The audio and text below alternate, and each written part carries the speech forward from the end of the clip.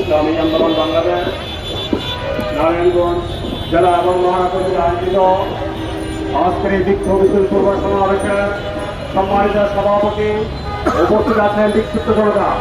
প্রিয় বন্ধুগণ, আপনারা সকালে লক্ষ্য করেছেন 2023 সালের 7ই অক্টোবর থেকে বর্বর ইসরায়েল আমাদের ফিলিস্তিন ভাইদের উপরে যে নির্মম হামলা নির্যাতন শুরু করেছে।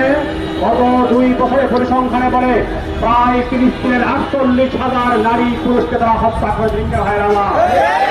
গত 2 দিনে যারা আবার ওই যুদ্ধ বৃদ্ধি থাকার পরে গত 2 দিনের নির্বিচারে আবার আমাদের ফিলিস্তিনের ভাই বোনদেরকে রোজাদার ভাই বোনদেরকে তারা নির্মম হত্যা করেছে। প্রায় 1000-এর উপরকে নতুন করে আবার হত্যা করা হয়েছে।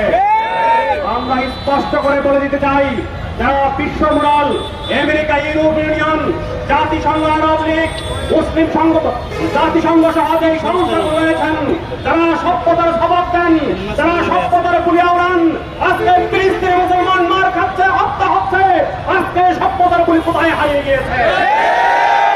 আমাদের প্রশ্ন জানতে চায়, আজকে আমেরিকার গোলটাকে অন্ধ হয়ে গিয়েছে, আজকে রাশিয়াকে অন্ধ হয়ে গিয়েছে, আজকে জাতিসংঘকে অন্ধ হয়ে গেছে, তারা কি আজকে বধির হয়ে গিয়েছে? তারা কি নির্মম হত্যা করে দেখছে না? করে বলে দিতে চাই, মুসলিম উম্মাহর উপরে যে হামলা নির্যাতন হচ্ছে, এই নির্যাতন যদি বন্ধ না করা হয়, বিশ্ব মুসলমান এই রাষ্ট্র ইসরায়েলকে বিশ্বের মানচিত্র থেকে উৎখাত করার জন্য তারা যথেষ্ট বন্ধুগণ।